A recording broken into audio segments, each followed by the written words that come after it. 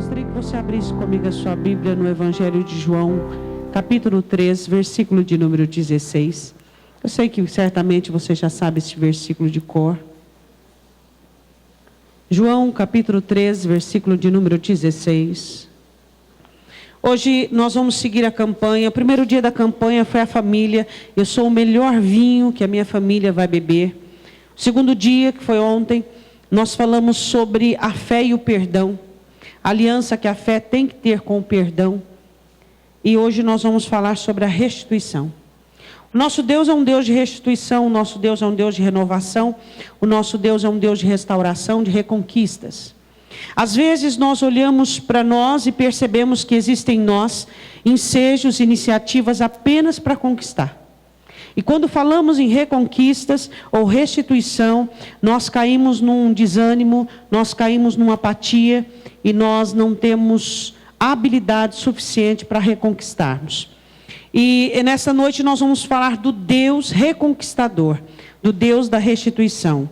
João capítulo 3, versículo de número 16, diz: porque Deus amou o mundo de tal maneira que deu o seu Filho unigênito para que todo aquele que nele crê não pereça, mas tenha a vida eterna. Podemos assentar. No versículo 17, o escritor diz assim: porque Deus não enviou o seu Filho para condenar o mundo, mas para salvar o mundo. Então o que nós observamos é que, quando Deus cria aquele homem, o primeiro Adão no jardim do Éden, e então olhou para ele, disse e viu que ele não estava bem sozinho, e então lhe fez uma ajudadora, uma companheira, e os dois ambos entraram num acordo e perderam o paraíso. O segundo Adão, como assim o apóstolo Paulo diz sobre o Senhor Jesus Cristo, ele nasceu, viveu, morreu, ressuscitou para restituir o paraíso ao homem. Quando Jesus estava lá naquela cruz, aquele ladrão ladeado, um dos ladrões, disse: lembra-te de mim quando entrares no teu reino. Jesus, olhando para ele, disse: hoje mesmo estarás comigo no paraíso. O paraíso que Adão e Eva perdeu, Jesus reconquistou um infinitamente mais excelente, o nosso paraíso eterno. O nosso Deus é um Deus que não gosta de perder e não perde. Então o nosso Deus é um Deus da restituição. É um Deus que busca, é um Deus que trabalha, é um Deus que luta, é um Deus que faz tudo para retornar, para buscar aquilo que se havia perdido. Aí eu fico pensando sobre a iniciativa de Deus em nos dar características semelhantes a Ele. Ele diz: o homem será a minha imagem e semelhança. Ou seja, nós teríamos características semelhantes a Ele. Aí eu fico pensando e analisando, e convido você para pensar comigo, se eu e você temos a mesma iniciativa de restituição. Ou se nós, por adequação, ou por egoísmo, ou por falta de visão, porque quando você olha alguém conformado com a perda, você percebe uma pessoa sem visão alguma. Eu estava sofrendo, foi melhor assim. A questão não é o seu sentimento, se você sofre ou não. A questão é o objetivo. A questão é o projeto do reino. Sempre eu tenho ensinado isso para vocês. O crente, ele não vive de uma maneira egoísta individual. O objetivo dele é o reino. Ele faz parte de um reino. Então ele não olha o seguinte: eu estou sofrendo, está ruim para mim. Ele diz: o que é importante para o reino? No que é que o reino vai se beneficiar? Com a minha perda, o reino vai ser prejudicado? Vai. Então eu não vou perder. Mas perder para mim tá bom, porque eu estava sofrendo muito, então pelo menos eu fiquei livre. Às vezes nós chamamos de livramento derrota. Fiquei livre daquele problema, mas você foi derrotado naquilo. Você não ficou livre, você foi derrotado. Por quê? Porque você não teve habilidade, porque você não teve força, porque você não fez a vontade de Deus. É muito fácil para nós, que temos essa tendência adâmica, abrirmos mão e dizermos, fiquei livre. Alguns ainda dizem, foi Deus que me libertou, foi um livramento, mas não, foi derrota. Agora o que nós precisamos entender é que Cristo habita em nós. E nós precisamos assumir diante de Deus esse comportamento, essa semelhança de reconquistarmos aquilo que temos perdido, seja o que for. Então você olha para as pessoas, em seus casamentos, em seus trabalhos, suas vidas espirituais, emocionais e profissionais, quando elas percebem que não têm habilidade para algo, ao invés delas buscarem em Deus graça, autoridade, poder, elas simplesmente abrem mão. Por quê? Porque abrir mão é mais fácil.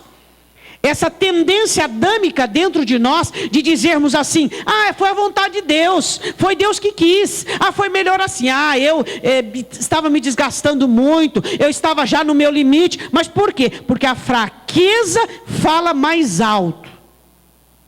Mas nós estamos em Cristo, você pode dizer amém? E nós temos que trazer as características daquele que foi enviado a essa terra como restituição, como reconquistador, como aquele que veio trazer de volta a natureza, a semelhança de Deus no homem. Nós precisamos nos colocar diante de Deus como aqueles que Deus quer, e não como aqueles que querem viver da maneira que quer. Quero que você vá comigo agora em Lucas 15. Volta aí um pouquinho. Jesus tentando explicar para alguns sobre o nosso Deus e a restituição. O Deus que não aceita perder. E ele coloca 3 parábolas. Ele coloca da ovelha perdida, ele coloca da dracma perdida e do filho perdido, filho pródigo. 3 parábolas em seguida para poder explicar o quê? Que o nosso Deus não aceita perder. A Bíblia diz assim em Lucas capítulo 15, versículo de número 1, você já encontrou? Chegavam-se a ele todos os publicanos e pecadores para o ouvir. E os fariseus e os escribas murmuravam dizendo, esse recebe pecadores e come com eles, tem comunhão com eles. E ele lhes propôs esta parábola dizendo, que homem dentre vós, tendo 100 ovelhas e perdendo uma delas, não deixa no deserto as 99 e vai atrás a perdida até que venha achá-la?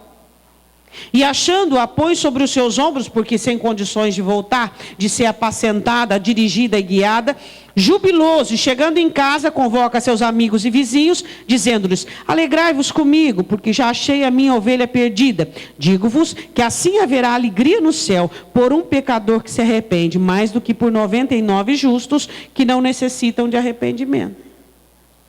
Jesus olha e tenta explicar para eles a alegria do Pai, em que o Senhor Jesus pudesse levar à salvação pelo menos um pecador.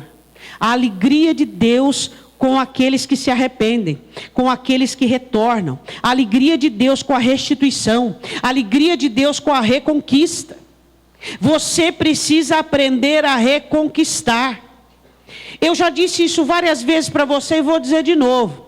Quando você chega para Deus para pedir alguma coisa, existe uma análise da parte de Deus, se você tem sido ingrato com o que você tem, se você está jogando fora o que Ele te deu, se você está perdendo coisas sem habilidade para reconquistar. Porque por que você pediria algo a mais se você jogou fora o que Ele te deu?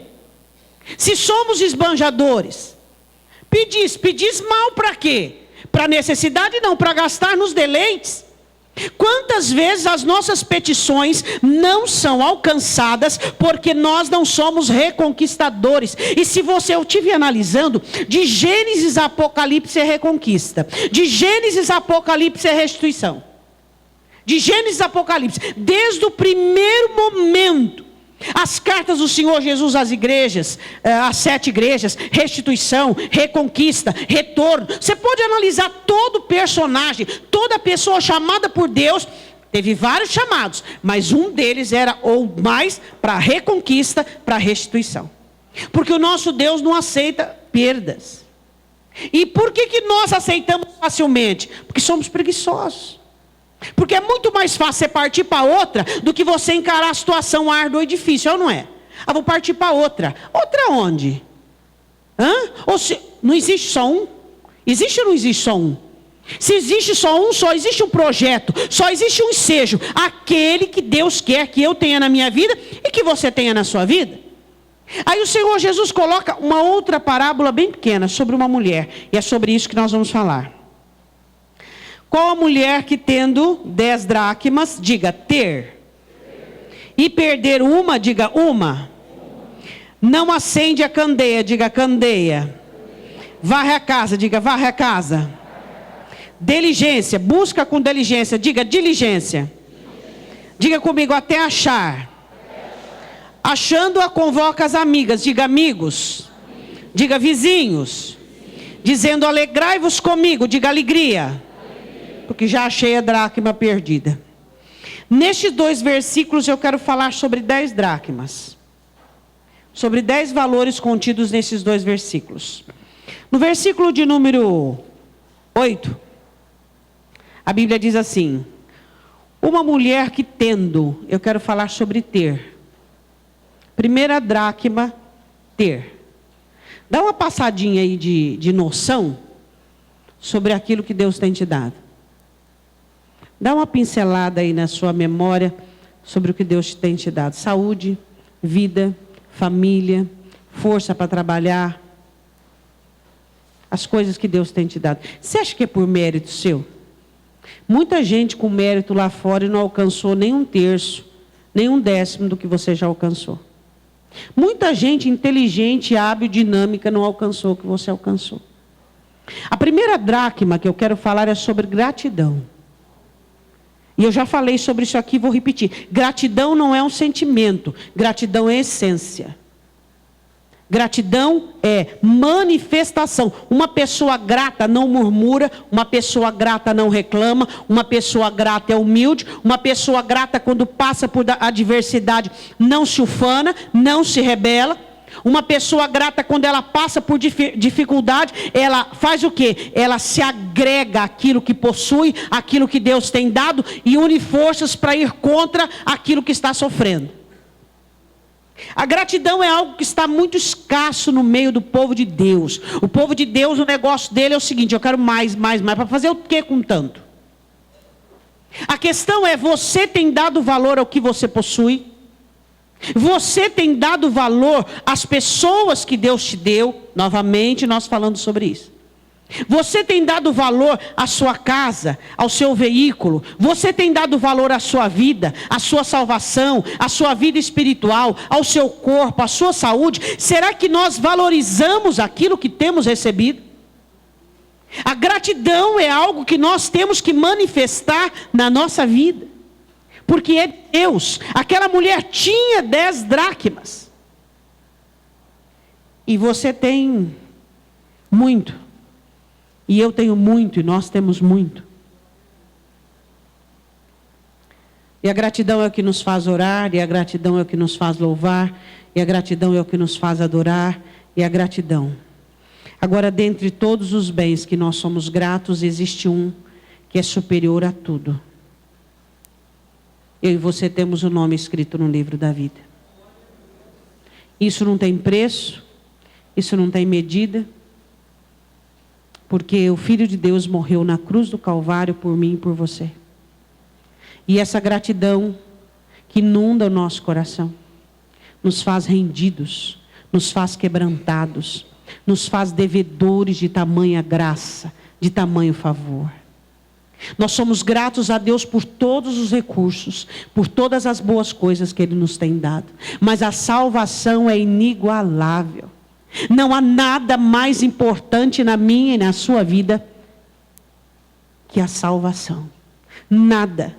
Nada mais importante do que o meu resgate e do que o seu resgate. E quando nós passamos por adversidades nesta vida, o porquê nós não nos entregamos, o porquê não há em nós sequer um raciocínio de desistência, porque a nossa esperança não está neste mundo, não está nesta terra. A nossa esperança está na glória, na nova Jerusalém. Porque Ele disse: eu vou, mas eu vou voltar para buscar vocês. E quando eu vier, eu vou levar-vos comigo, porque onde eu estiver, vocês estarão também. Não há nada mais importante para mim e para você. E a salvação das nossas almas nos dá gratidão, nos ensina a sermos gratos. E a primeira dracma que alguns têm perdido é a gratidão. Quando é que você percebe que você não é grato? Quando você reclama, quando você murmura. Toda pessoa que reclama e murmura não é grata. Toda pessoa que se ira facilmente não é grata. O grato, a gratidão, ela é pacífica. Ela faz com que o seu coração se una com a graça. Pessoas que reclamam, pessoas que murmuram, qualquer coisinha que sai do lugar, acordou, não está bem, já começa a murmurar, já começa a reclamar. O grato não é tendencioso à ira, o grato não é tendencioso à murmuração, o grato é grato, ele é devedor, e se alguma coisa não vai bem, ele diz assim: ó Senhor, muitas coisas estão bem, e essa aqui não está bem, mas o Senhor vai me dar força para que essa coisa fique bem. A gratidão não é um sentimento. Existem pessoas que agradecem a Deus só no momento que recebe, no momento de algo novo, mas não são gratos, não são devedores. Tudo que vai fazer para Deus é difícil. Tudo, se vai cultuar é difícil, se vai orar é difícil, se vai ler a Bíblia. Você acha que uma pessoa dessa realmente é grata? Ah, vou orar? Não, vou orar agora não. Não vou ler a Bíblia agora não. Você acha que realmente alguém que não tem uma dedicação diária a Deus é grato? Não é grato. Se você perdeu a dracma da gratidão, você precisa reconquistá-la. Você precisa dessa restituição, para que você tenha alegria. Para que você possa ter comunhão com Deus, para que você possa ter uma vida diferente. Primeira dracma, gratidão. Segundo, ela tinha 10, perdeu uma só. Que uma? Perdi a gratidão, qual o problema? Aquela mulher, ela perdeu uma dracma e ela tinha um bom sistema de valorização. Ela não aceitou ficar com 9. Você tem aceitado ficar com 9? Tem? Que bom. O diabo vai ensinar você a ficar com 8. Já tem acostumado a ficar com 8, então. Ele vai disciplinar você a ficar com 7, aí com 6, aí com 5, aí com 4, e assim. Esse é o diabo. Roubar, ensinar você a perder, ensinar a você a se conformar, ser aquiescente, não saber dizer não, não lutar contra. Você acha que o Senhor tirou você das trevas e trouxe você para a luz, para você aprender a ser um perdedor? Para você olhar para aquilo que você tem perdido e dizer assim: mas eu tenho mais 9. Não. O Senhor nos tirou das trevas para que sejamos aguerridos, determinados e dizer: Deus me deu 10 e eu vou ficar com 10. Ela disse: eu tinha 10 e eu vou buscar a que eu perdi. Valorização. Você dá valor no que você tem? Porque na verdade para você não custou muito. Porque às vezes a gente acha que custou tanto para a gente. Olha, pastora, custou tanto eu ter isso. Aí a gente olha assim e fala assim: será que ele consegue entender o quanto para Deus custou? Quantos demônios foram derrubados, quantas maldições foram quebradas, quantas situações foram mudadas, quantos livramentos foram feitos para que ele chegasse onde chegou. E ele acha que foi ele. Valorização. Para você estar aqui, estratégias foram montadas, ciladas foram derrubadas, situações foram destruídas para que você chegasse onde você chegou. Nós precisamos aprender o sistema de Deus de valorização. Valorizar o que Deus valoriza e desprezar o que Deus despreza. Ofensa, Deus valoriza ou despreza? Despreza, você tem que desprezar. Ódio, amargura, ressentimento, vamos lá. Ira, discórdia, Deus valoriza ou despreza? Despreza, você tem que desprezar. Nós temos que ter um sistema de valorização adequado a Deus. Deus valoriza o que uma pessoa tem ou quem ela é? Quem ela é. Então você valoriza o que Deus valoriza. E despreza o que os homens valorizam, você despreza.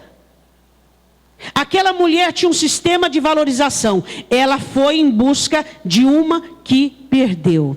E qual é o seu sistema de valorização? Hein? Você valoriza o que Deus valoriza? Ou você valoriza...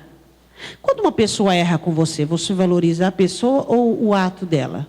Não, pastor, eu valorizo o ato dela, porque onde já se viu? Pois é, Deus um dia, quando você estava lá no mundo, Ele não valorizou o que você era, o que você fazia. E até hoje, depois de salvo, quando você peca, Ele não valoriza o que você fez, Ele valoriza quem você é. Então você tem que entender que deve valorizar o que Deus valoriza, e não valorizar o que Deus despreza. Quantos crentes têm valorizado o que Deus despreza? Andarão dois juntos se não estiverem de acordo? Não. Segunda dracma, que alguns crentes têm perdido: valorização. Um sistema de valorização adequado a Deus. Terceira dracma, ainda no versículo de número 8. Se perder uma, não acende a candeia. Eu não sei se estava de noite ou de dia. Eu sei que a iluminação era pouca. E ela teve que acender a candeia. Diga comigo: recursos. Recursos. Podemos chamar também de escapes.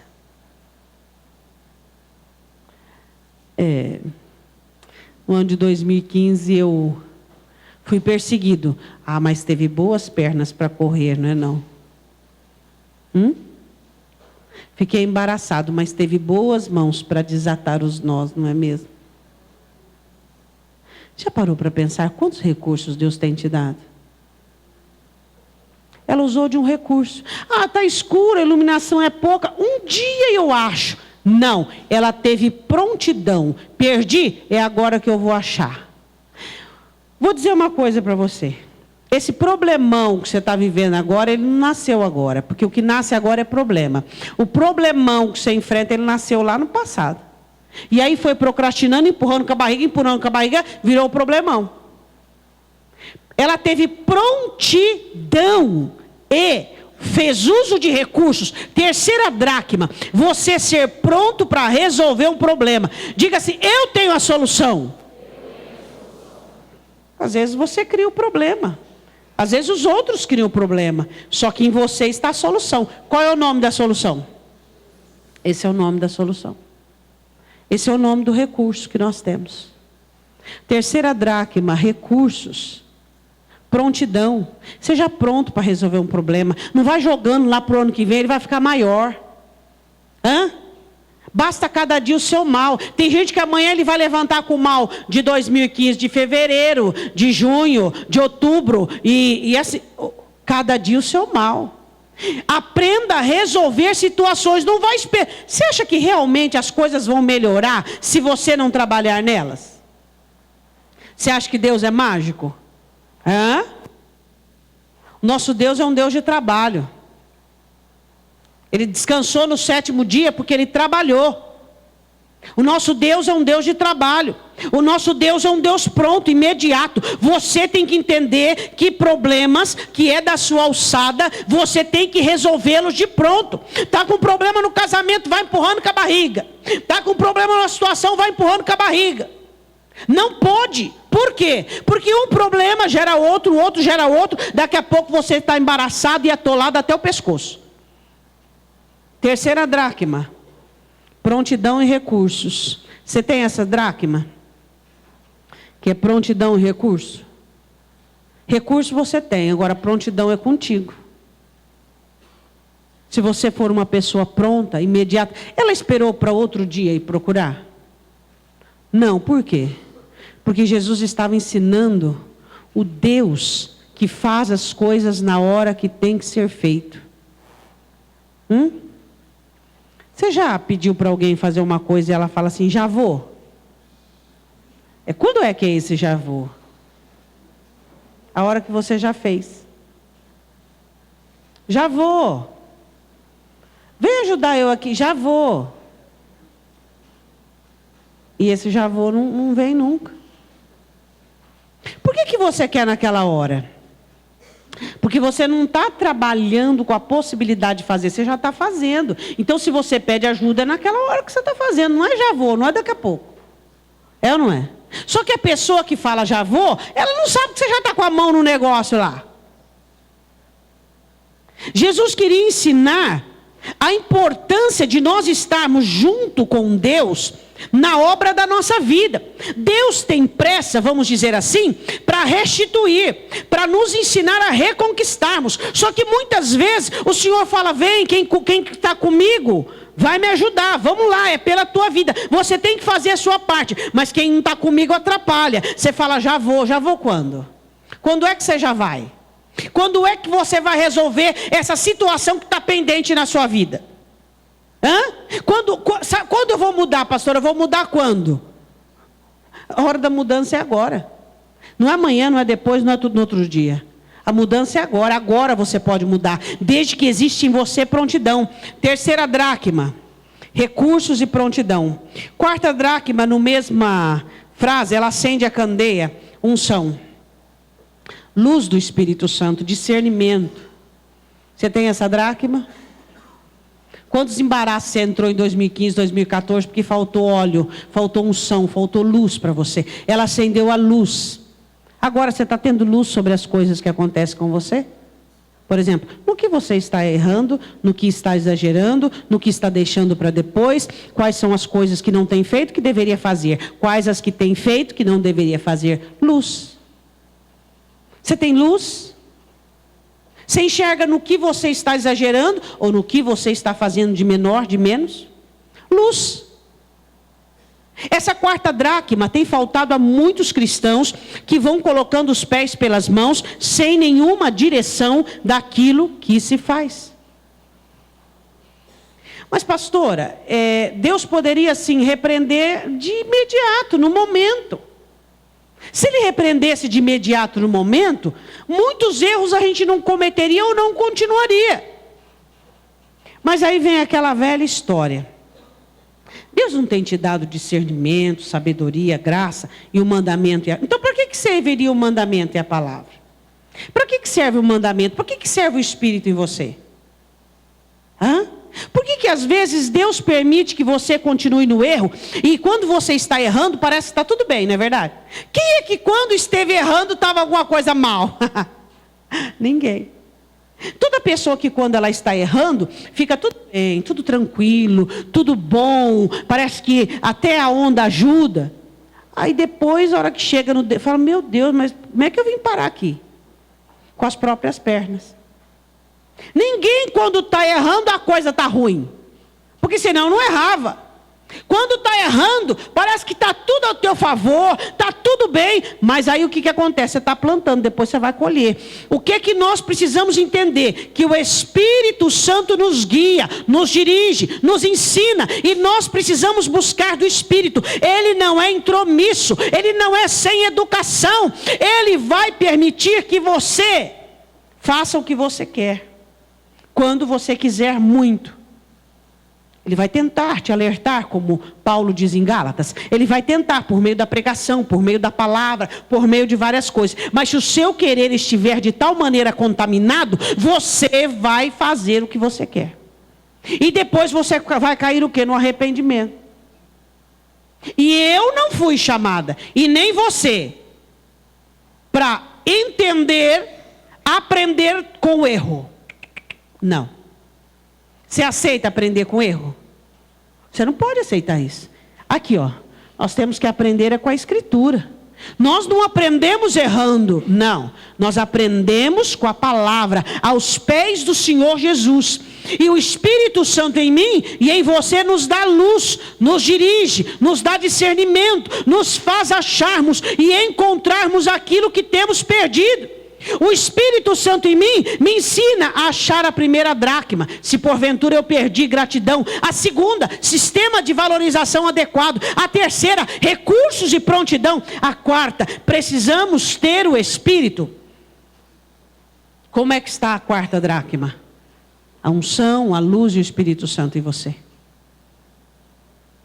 Você tem tido do Espírito? Se você perguntar ao Espírito Santo nesta noite, o céu está me aprovando, qual será a resposta? Nós temos a mania de nos aprovarmos, percebeu? Nós nos aprovamos. Porque temos a nossa cartilha particular. E na nossa cartilha particular existem chavões. Por exemplo, qualquer um faria o que eu fiz.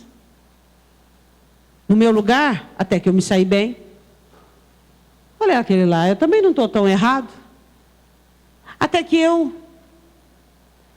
Agora, é essa escritura que determina se somos aprovados, e é ela que nos julga e é ela que nos julgará. E o Espírito Santo te ensina essa palavra, para que nós saibamos andar conforme esta palavra. Quinta dracma. A Bíblia diz assim, que ela varre a casa. Olha para o seu irmão e diga: você gosta de trabalhar? Viver dá trabalho. Hã? Quando você é solteira, você tem um trabalho com você. Quando você se casa, você tem 2 trabalhos. Você e a pessoa que está com você. Paulo diz: cuida das coisas da outra pessoa. Quando você tem filhos, 1 filho, 1 trabalho, 2 filhos, 2 trabalhos, 3 filhos, 3 trabalhos e assim sucessivamente. Viver é trabalho. Só que existem pessoas que parece que ela está no oásis. A coisa passa, vai, volta... E vem, e do jeito que vai, vem. E aí olha e diz assim: mas o que eu posso fazer? Realmente você não pode nada, porque você vive cozido, está na preguiça. Como é que você vai fazer alguma coisa? Hã? O que Deus espera de nós? Trabalho, esforço, suor. As coisas que não é para você, não é da sua alçada, que você já fez tudo o que tinha que fazer, está nas mãos de Deus. Mas aquela que Deus colocou na sua mão, é para você ter trabalho. Quando o homem sai do Éden, o pai olha para ele e diz assim: você vai suar. Você vai sofrer. E aí? É parte de viver. Amar dá trabalho. Estar junto dá trabalho. Tudo dá trabalho. Tudo dá trabalho.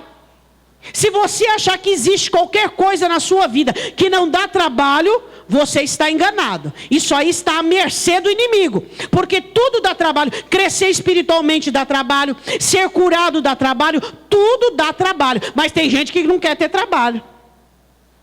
Quando a criança nasce, diz trabalho de parto. Até nascer tem trabalho de parto. Ela está em trabalho de parto. Até para nascer dá trabalho. Então nós precisamos entender que ela arregaçou as mangas e foi varrer a casa. Mas a casa já estava limpa. Não interessa, ela estava varrendo para achar a dracma. Nós precisamos entender que trabalhos, às vezes, precisam ser repetidos. Aí o crente diz assim: eu já orei, Senhor. Eu já me humilhei. Eu já abneguei. Eu já jejuei. Mas e se aquele trabalho tem que ser repetido? Qual é o problema?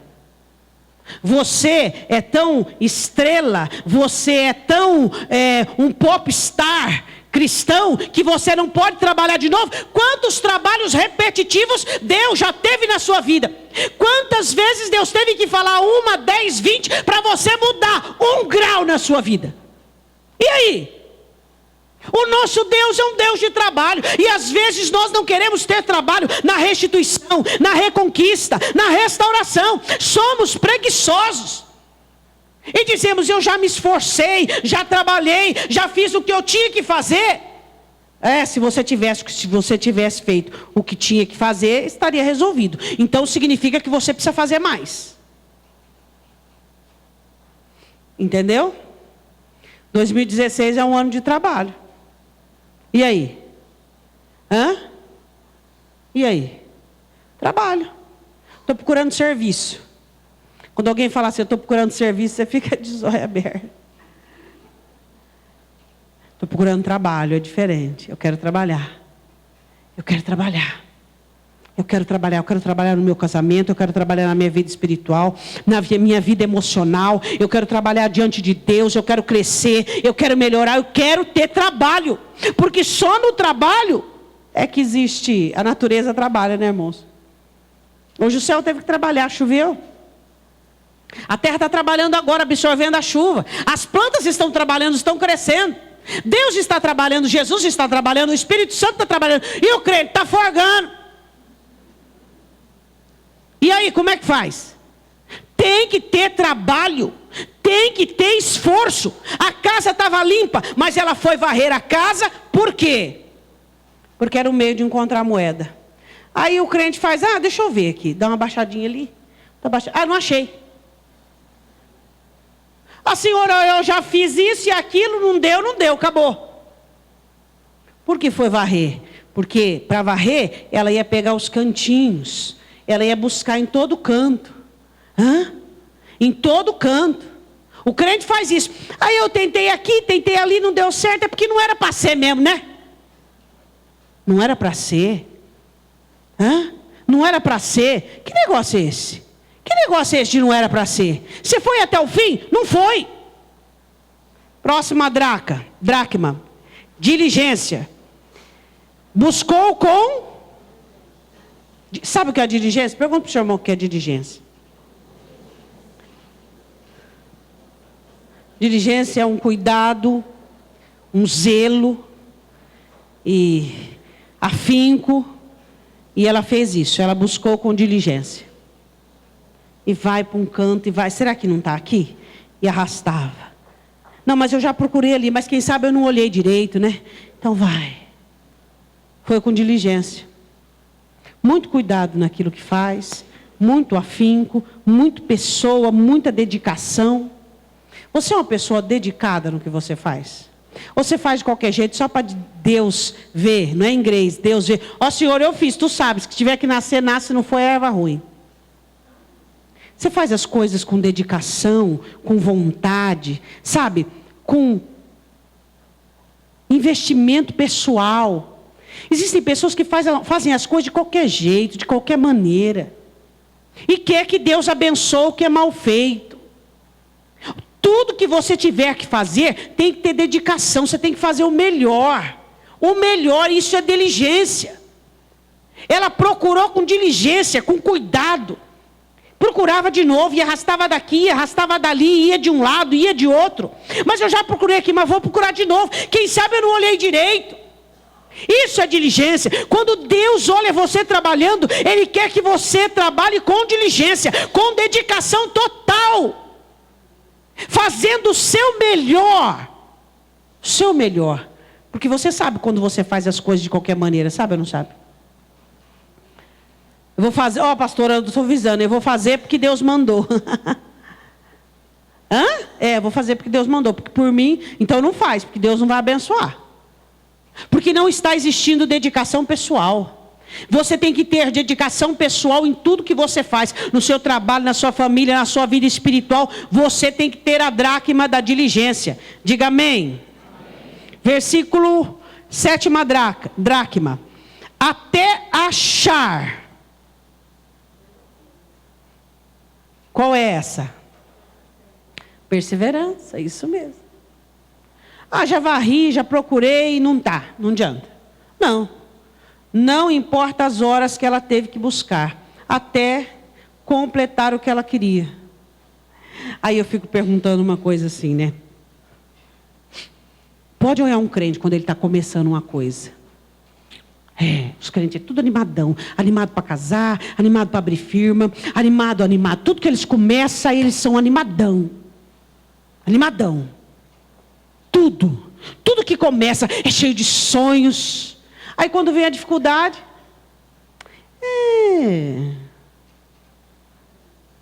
eu acho que... Aí vem com aquele monte de acho. Pega um pouquinho daquele ânimo que você teve para começar e dá continuidade ao que você começou. Completa a obra, porque Deus não tem prazer naquele que recua. Deus despreza quem recua. O prazer de Deus é naquele que persevera, porque perseverando, sua alma é como sal que conserva. Persevera. As coisas só têm uma chance de não dar certo na sua vida se você desistir, mas se você perseverar, elas vão dar certo. Diga amém. Perseverança, isso é uma questão de caráter. Quem tem caráter não abre mão. Quem tem caráter não perde. Quem tem caráter persevera. Ele vai até o fim. Está chovendo, está inverno, está difícil, está chorando, mas ele sabe que ele vai receber, ele vai ser galardoado, e ele continua. Ele não desiste. É muito fácil, né? Você ter ânimo, iniciativa e festa quando tudo está bem. Qualquer bobo tem. Agora a questão é que você vai revelar se você é crente ou não, quando as coisas ficarem difíceis e você revelar que você é mais duro que qualquer situação. Porque tem gente que é molengo, né? É porque é doendo, é porque eu estou sofrendo, é porque eu não estou aguentando. Para de ser mole, meu irmão. A Bíblia diz assim, o Senhor diz que não veio sobre nós provação que não fosse humana. É humano, nós aguentamos. Por quê? Porque somos de Deus. Até achar. Até terminar. Até completar. Até que a morte nos separe. Raçudo. Até que a morte nos separe. Não foi assim no começo?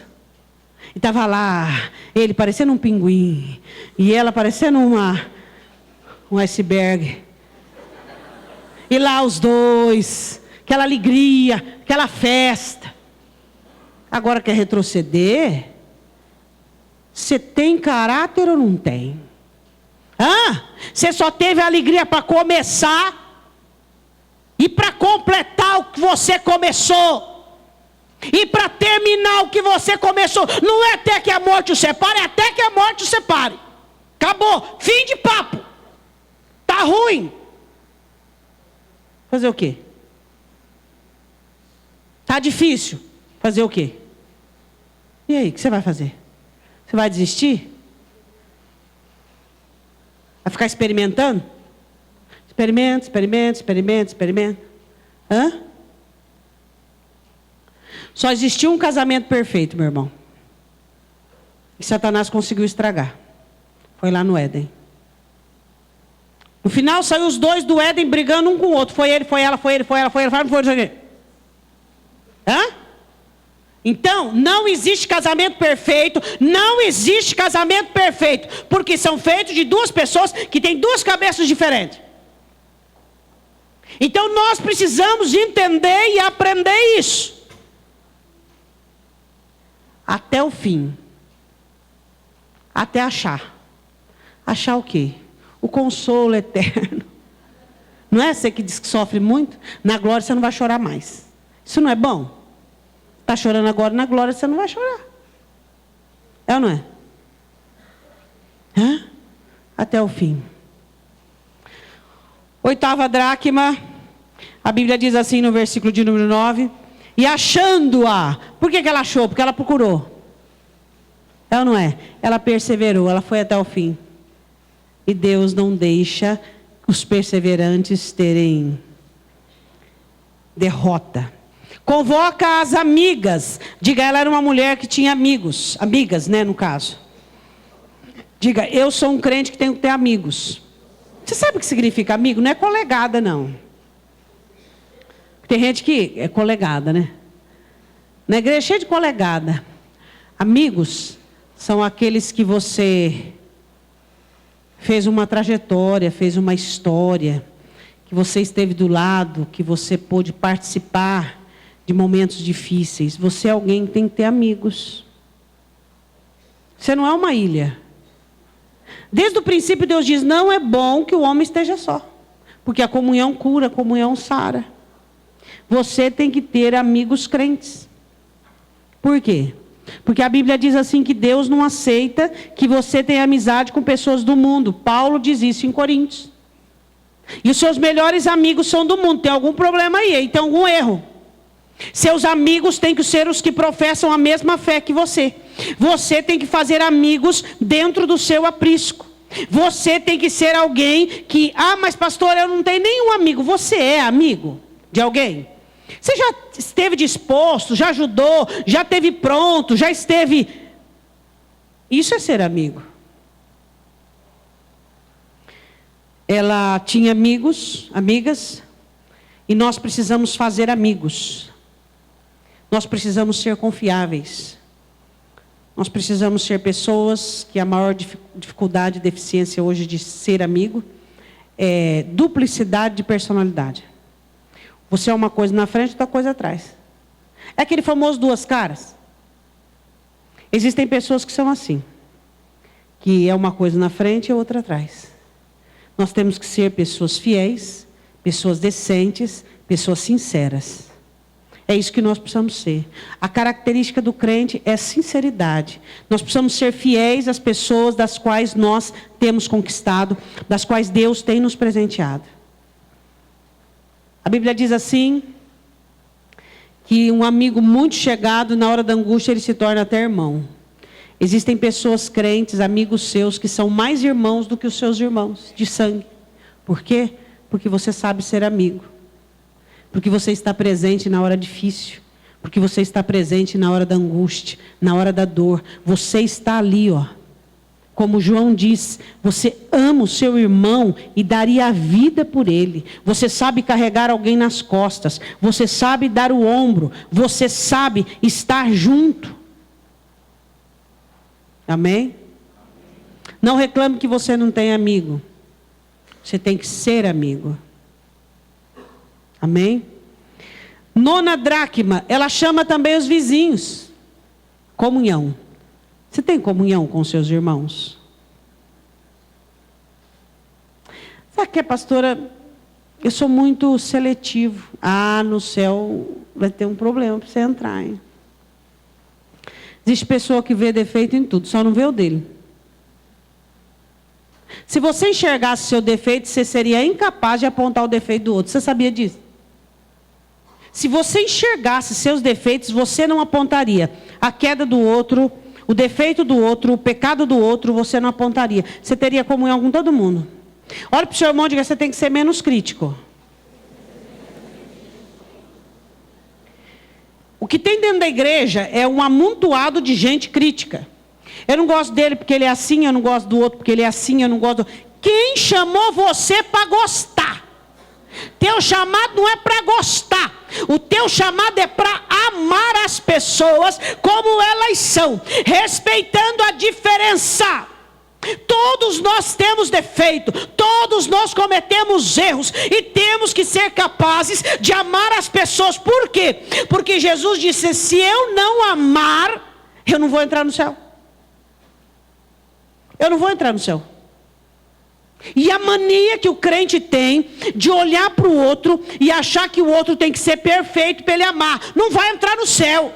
Você tem que amar as pessoas como ela. Mas ele é fraco. Eu sou forte, ele tem um caráter fraco. Mas e os teus outros defeitos que ele não tem? E aí? Você acha que tem alguém perfeito aqui? Não. Todos nós estamos no oleiro, todos nós estamos na obra. E o teu trabalho não é ficar olhando para o defeito do outro. O teu trabalho é olhar para a sua miséria e não para a miséria do outro. É isso que eu e você temos que entender. Nós temos que compreender como cristãos que eu e você não fomos chamados para reprovar, para julgar. Existe juiz e legislador e ele é Deus. Ele é criador de leis. Então eu fui chamado para amar, eu vou amar. Eu fui chamado para aceitar, eu vou aceitar. Ela convida para a festa dela os vizinhos. Comunhão. Tem gente na igreja que ele não consegue ter comunhão com gente diferente dele. Por quê? Porque ele é egoísta, porque ele é avarento. Ele só tem comunhão com quem ele aprova. Ele só tem comunhão com quem aplaude ele. E aí? Não, pastor, aquela pessoa lá é difícil, a conversa dela é difícil. É essa que você tem que ser treinado para suportar, amar e dar a vida por ele. É assim que nós precisamos entender, que nós fomos chamados para amar os nossos irmãos. E não tem problema os defeitos do outro. Para mim não tem problema. Por quê? Para você não precisa ter problema, porque você já está ocupado com os seus defeitos. Os seus defeitos já te colocam no lugar que você tem que estar. É um tal de apontar dedo, é um tal de acusar, é um tal de rotular. Você perdeu a dracma da comunhão? Você tem que reconquistar ela. Última dracma, a Bíblia diz assim, que ela disse, alegrai-vos comigo, porque já achei a dracma perdida. 10ª alegria. Você sabe o que é alegria? A alegria do Senhor. A alegria do Senhor é aquilo que nos faz fortes. A A alegria do Senhor é o contentamento, cheio de paz que todos nós temos diante do Senhor. Você é uma pessoa alegre? Não estou dizendo se você é uma pessoa de risos para todos. Não. Geralmente uma pessoa que ri muito é triste. Toda pessoa que ri exageradamente, ela não está bem. A alegria que Deus nos dá é uma alegria pacífica. É uma alegria moderada. É uma alegria que nos fortalece, que nos elucida, que nos dá direção, que nos ajuda, que nos abençoa. Nós não podemos perder a dracma da alegria. Não importa os momentos que estamos passando, a alegria do Senhor nos fortalece. Porque a minha alegria e a sua alegria, ela não vem do nosso exterior. Ela sai do rio que sai debaixo do trono de Deus. A minha alegria e a sua alegria. A sua alma precisa de alegria. Existem almas que estão definhando, que estão morrendo, porque não tem alegria. Ah, mas para eu alegrar tem que acontecer alguma coisa boa, mais boa do que já tem acontecido. Deus te ama, você é salvo, vai morar no céu, está vivo, cheio de Deus. Que coisa mais boa do que isso? Ei, pastora, mas eu tenho problema. E daí? A alegria do Senhor. A alegria do Senhor. Mal-humorado, azedo, fica dando patada nos outros, né? Fica alfinetando um, alfinetando o outro, carrancudo, de mal com a vida. Só o diabo aguenta ficar perto de gente assim. Difícil. Gente mal-humorada, nervosa, irritada. Caiu um negócio no chão, já vai xingando. Caiu, aconteceu. Qual o problema? Aconteceu uma coisa que não deu. Aconteceu, nós estamos vivos. Nós estamos vivos. E daí? Qual o problema? Jesus nos tirou das trevas para sermos alegres. A nossa alegria beneficia quem está perto da gente.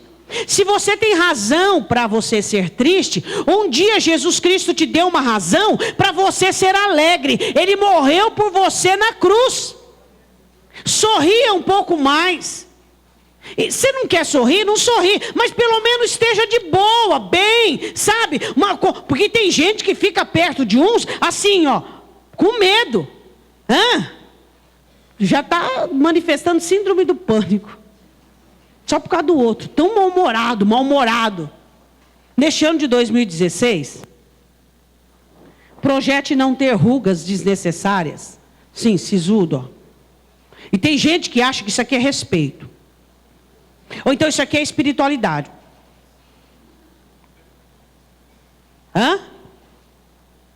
Seja uma pessoa mais amena, mais tranquila, mais sossegada emocionalmente. Mais fácil de conviver, porque nós já temos o diabo, né, irmãos? Fala a verdade. Olha, não é fácil, esse diabo é diabo mesmo, gente. Olha, é diabo mesmo. E aí você já tem o diabo, já tem o mundo, já tem a carne, e ainda você já tem aquela pessoa que não tem alegria. Não tem alegria, não é alegre, não é feliz com Cristo. Se não é feliz com Cristo, não vai ser feliz com nada. Porque Jesus é a razão da nossa alegria, não é verdade? É ou não é? Jesus é a razão de nós sermos felizes. Ele é a razão de nós estarmos bem. É a razão de nós termos certeza que tudo vai dar certo. Qual dracma você tem perdido? Gratidão, valorização, recursos e prontidão, unção e luz, trabalho, diligência, perseverança, amigos, comunhão e alegria. São 10 dracmas. Qual você perdeu? 1, 2, 3? Você vai aceitar perder e não reconquistar? Nosso Deus é um Deus da reconquista.